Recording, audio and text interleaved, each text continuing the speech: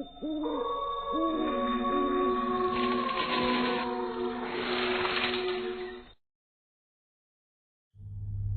रात का समय होता है।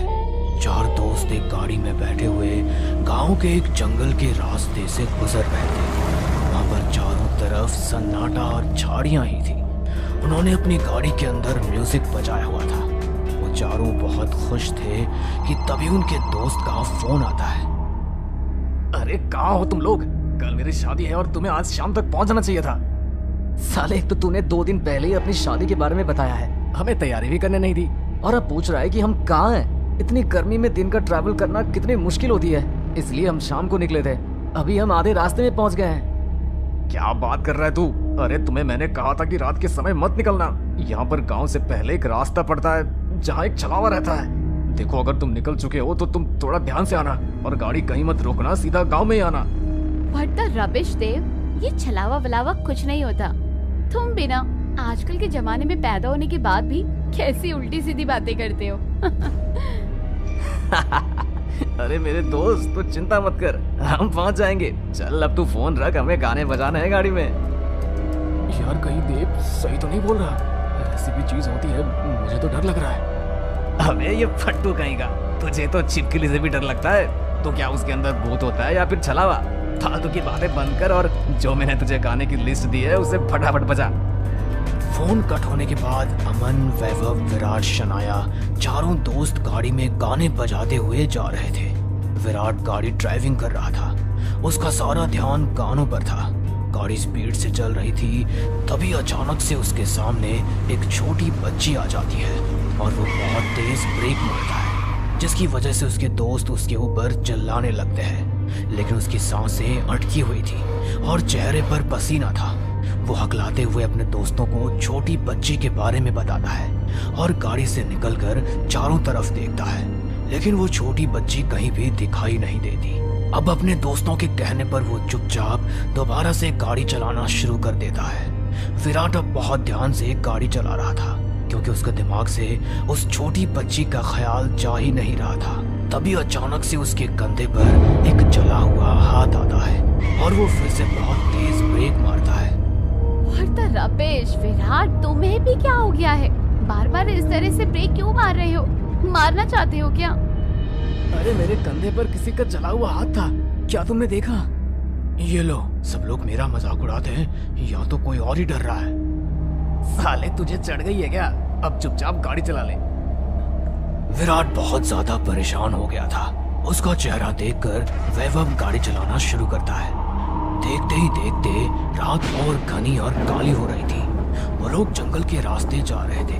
कुछ दूरी पर चलने के बाद वैभव फिर से गाड़ी रोकता है और अरे बहुत जोर से आई है यार, मैं अभी आता हूँ। मैं भी चलता हूँ। तो फिर मैं भी चल लेता हूँ। अब तीनों दोस्त हल्के होने चले जाते हैं और इधर शनाया अपना फोन निकालकर गाड़ी से बाहर आती है और सेल्फी लेना शुरू करती है। इसी के साथ वो अपने फोन का कैमरा ऑन करके वीडियो शूट करने लगती है, जिसमें वो अपने तीनों दोस्तों को भी ले लेती है। जब वो वापस गाड़ी की तरफ आ रहे होते हैं तो शनाया गाड़ी से थोड़ी दूर पर खड़ी होती है और 2 जले हाथ अचानक से शनाया के कंधे पर आते हैं और शनाया को खींचते हुए जंगलों के अंदर ले जाते हैं।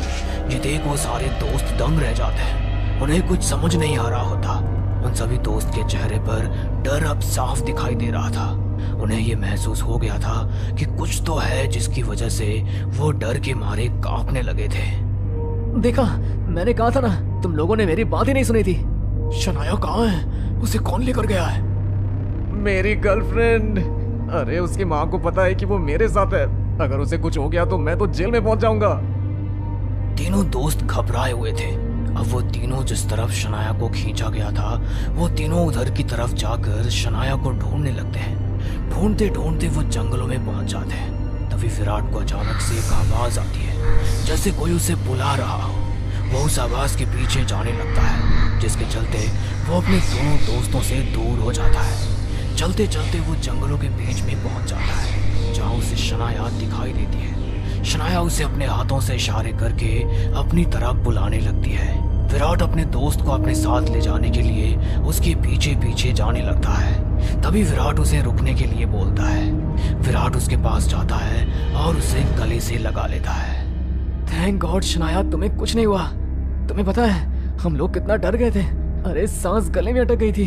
चलो अब गाड़ी के पास चलो, हमें वैसे भी देरी हो रही है निकलने के लिए। विराट शनाया से बात करता जा रहा था, लेकिन शनाया उसकी बात का कोई जवाब ही नहीं दे रही थी। जैसे वो कंधे से उसका मुंह हटाकर देखता है तो वो देखता है कि वो कोई शनाया नहीं बल्कि एक बहुत भयानक चुड़ैल है। उसका चेहरा देखते ही विराट को समझ आ जाता है कि अभी तक जिसे वो गले से लगाकर खड़ा था वो कोई शनाया नहीं बल्कि एक छलावा थी जो उसके साथ खेल रही थी। तभी वो छलावा जोर जोर से हंसने लगता है। उसकी हंसी की आवाज से विराट को उसके कानों में दर्द होने लगता है। वो अपने कानों पर हाथ लगाता है। इतने में वो छलावा उसकी गर्दन पर मुंह रखकर उसका सारा खून चूस लेता है और चुटकियों में गायब हो जाता है। इधर जंगलों के अंदर अमन और वैभव पहले तो शनाया को ढूंढ रहे थे, लेकिन जब उन्हें पता चलता है कि अब उनका दोस्त विराट कहीं उन्हें नजर नहीं आ रहा तो वो दोनों उसे भी ढूंढने लगते हैं। विराट कहाँ है यार तू? यहाँ शनाया नहीं मिल रही और अब तू भी गायब हो गया है। शनाया विराट कहाँ चले गए तुम दोनों? वैभव शनाया विराट को ढूंढते हुए आगे बढ़ते जाता है और अमन वही झाड़ियों के हिलने की वजह से थम जाता है। अब अमन वहां अकेला खड़ा रह गया था। तभी झाड़ियों में से शनाया निकलकर उसके पास आ रही होती है। अमन, अमन मुझे बचा लो। अमन, वो मुझे मार देगा। वो और कोई नहीं, छलावा है। वो हमें एक एक करके मार देगा। तुम चिंता मत करो, हम लोग आ गए हैं, सब ठीक हो जाएगा। शनाया को रोते हुए देख अमन को उसके ऊपर तरस तो आ रहा था, लेकिन तभी वो अचानक से सोच में पड़ जाता है कि शनाया को कोई जंगलों में बहुत बुरी तरह खींचते हुए लेकर गया था, लेकिन यहाँ तो उसकी हालत बिल्कुल ठीक दिखाई दे रही थी। न उसके शरीर पर कोई घाव था और न ही कोई चोट लगी थी। वो बिल्कुल सही सलामत उसके सामने खड़ी थी और रो रही थी, जिसकी वजह से उसे उसके ऊपर शक होने लगता है और वो उसके पास बढ़ते हुए अचानक से रुक जाता है। वही रुक जाओ, आगे एक कदम मत बढ़ाना। मैं जानता हूँ तुम कौन हो। तुम मेरी दोस्त शनाया नहीं हो। बताओ तुम कौन हो? अमन के मुंह से ये सुनते ही छलावा वहीं रुक जाता है और शनाया के रूप से अपनी असली रूप में आ जाता है और जोर जोर से हंसने लगता है, जिसके बाद वो एक काला साया बनकर उसके अंदर घुस जाता है और देखते ही देखते वो अमन को एक दर्दनाक मौत दे देता है, जिसके बाद वो काला धुआं अमन के जिस्म से बाहर आता है और अचानक से गायब हो जाता है। छलावा एक एक करके उन सभी दोस्तों को मारते जा रहा था। आखिर छलावा का काम भी तो यही होता है, लोगों को गुमराह करना और फिर उन्हें मार देना। अब सभी में से दो दोस्त बचे थे, यानी कि शनाया और वैभव। वैभव चलते चलते जंगलों के बहुत अंदर पहुंच जाता है, जहां उसे जंगलों में बेहोशी के हालात में शनाया पड़ी हुई नजर आती है। अरे ये तो शनाया है। शनाया, शनाया उठो। इतना बोलकर वो उसके पास जा ही रहा था कि तभी उसे बेहोश शनाया के ऊपर शक होने लगता है और वो वहीं रुक जाता है। तभी शनाया को होश आता है और वो भी उठकर खड़ी होती है। अपने सामने वो जब वैभव को देखती है तो उसे भी वैभव के ऊपर शक होने लगता है। उसे लगता है कि छलावा उसके साथ कोई खेल खेल रहा है। इसी तरह वो दोनों एक दूसरे को छलावा समझकर एक दूसरे से ही दूर भागने लगते हैं। वो दोनों भागते भागते जंगलों में आगे की तरफ आ जाते हैं, लेकिन वो कहते हैं ना कि छलावा कुछ भी कर सकता है। वो उन्हें इस तरह गुमराह कर देता है कि वो भागते हुए फिर दोबारा एक दूसरे से टकराते हैं। जब वो फिर से एक दूसरे को देखते हैं तो डर जाते हैं और फिर एक दूसरे से दूर भागने की कोशिश करते हैं, लेकिन इतने में उन दोनों को वही बच्ची दिखाई देती है जो विराट को गाड़ी चलाते समय दिखाई दी थी। अगर ये छलावा मेरे सामने है तो फिर ये शनाया है। मेरे सामने छलावा है, यानी वो वैभव है। वैभव और शनाया को अब समझ आ जाता है कि छलावा फिर से उनके साथ एक खेल खेल रहा था।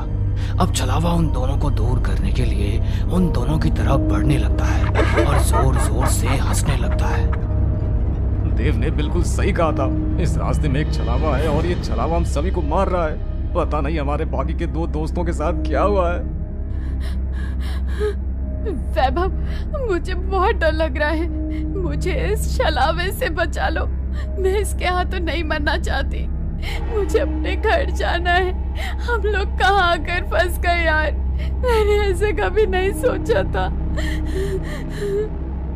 अब दोनों को पता था कि छलावा उन्हें मार देगा, जिसके कारण वो दोनों एक दूसरे को गले से लगा लेते हैं और अपना दुख बांटने लगते हैं। तभी अचानक से सूर्य उदय होने लगता है। सूर्य की किरणें जैसे ही उस छलावा बच्ची के ऊपर पड़ती है, उसके शरीर पर जले जैसे निशान बनने लगते हैं, मानो जैसे सूर्य की किरणें उसे जला रही हो। इसी के चलते छलावा सूर्य उदय होते ही वहां से गायब हो जाता है और वो सारा जंगल देखते ही देखते गांव में बदल जाता है। जब वैभव और शनाया ये सब देखते हैं तो उन्हें अपनी आंखों पर विश्वास नहीं होता, मानो जैसे एकदम से उनके लिए वक्त बदल गया हो। आसपास के सभी लोग उन्हें बहुत घूर घूर कर देख रहे होते हैं।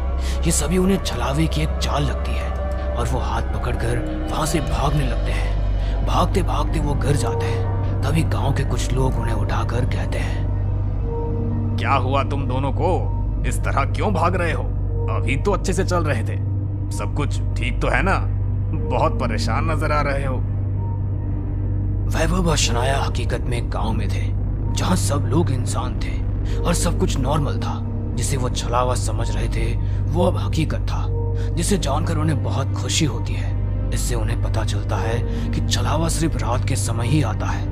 दिन के समय वो इतना कमजोर हो जाता है कि वो सूर्य की किरणों में निकल ही नहीं सकता था। वैभव और शनाया जैसे तैसे करके देव के पास पहुंचते हैं। देव उन्हें छलावे के बारे में सब कुछ बताता है। इसी के चलते देव उन्हें यह भी बताता है कि रात के समय जितने भी लोग छलावे के सामने आते हैं वो मारे जाते हैं और उनका कुछ पता नहीं चलता और किसी को आज तक पता ही नहीं चल सका कि वो छलावा लड़का है, लड़की है या कोई बच्ची है। इस तरह उन 4 दोस्तों में से सिर्फ 2 दोस्त बचकर देव के पास पहुंचते हैं। इस बार वो दोनों दिन के समय सावधानी से घर की तरफ लौटते हैं। घर आने के बाद उन्हें रियल जिंदगी में छलावे पर विश्वास हो जाता है और फिर वो छलावे को कभी मजाक नहीं समझते। हमें पूरा यकीन है दोस्तों कि आप लोगों को ये कहानी जरूर पसंद आई होगी। अगर आपके साथ भी कुछ ऐसे अनकहे किस्से हो चुके हैं तो प्लीज हमारे साथ शेयर करें, हम जरूर अपने चैनल पर उनको दिखाएंगे।